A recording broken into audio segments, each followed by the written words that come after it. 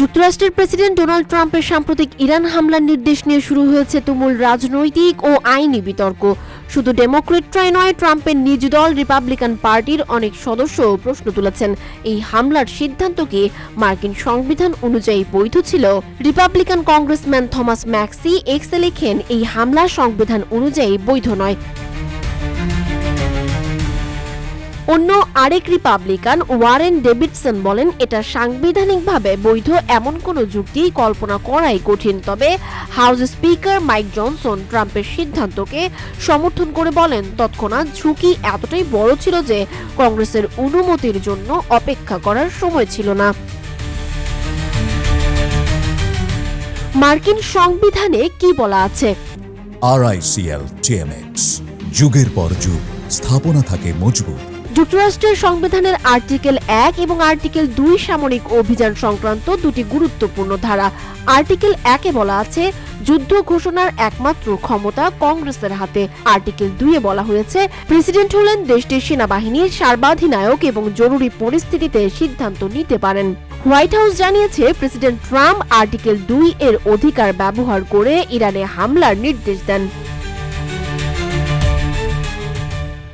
সংবিধান বিশেষজ্ঞদের মতে, কিছু নির্দিষ্ট পরিস্থিতিতে প্রেসিডেন্ট কংগ্রেসের অনুমতি ছাড়াই সামরিক শক্তি ব্যবহার করতে পারেন।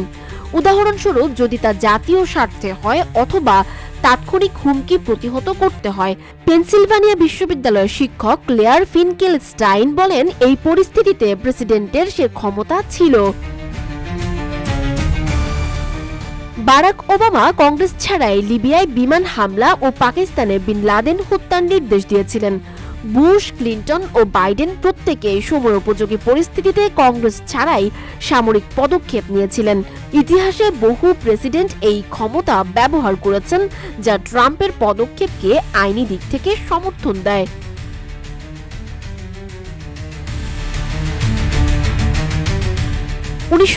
সালে পাশ হওয়া এই আইন অনুযায়ী প্রেসিডেন্ট জরুরি পরিস্থিতিতে সামরিক শক্তি ব্যবহার করতে পারেন, তবে যুদ্ধ শুরু হওয়ার আগে কংগ্রেসের সঙ্গে পরামর্শ করা উচিত। অন্তত 48 ঘন্টার মধ্যে কংগ্রেসকে জানাতে হয়। সমালোচকরা বলছেন, ডোনাল্ড ট্রাম্প এই নিয়ম পুরোপুরি মানেননি। ডেমোক্র্যাট নেতা চাক শুমারকে হামলার 1 ঘন্টা আগে জানানো হলেও তাকে পর্যাপ্ত তথ্য দেয়া হয়নি। হোয়াইট হাউস জানিয়েছে, দলীয় সীমা অতিক্রম করে কংগ্রেস নেতাদের সৌজন্যমূলকভাবে জানানো হয়েছিল। ওয়ার পাওয়ার্স অ্যাক্ট অনুযায়ী সব নিয়ম মেনে চলা হয়েছে।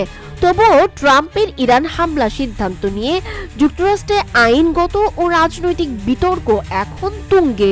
কানুন অনুযায়ী প্রেসিডেন্টের হাতে কিছু স্বল্প পরিসরের সামরিক পদক্ষেপের ক্ষমতা থাকলেও কংগ্রেসের অনুমতি ছাড়াই এমন আক্রমণ কতটা বৈধ সে প্রশ্ন এখনো গুঞ্জনের রেশ কাটিয়ে উঠতে পারেনি। সানজিদা আফরিন, সোনিয়া, রূপালী, বাংলাদেশ।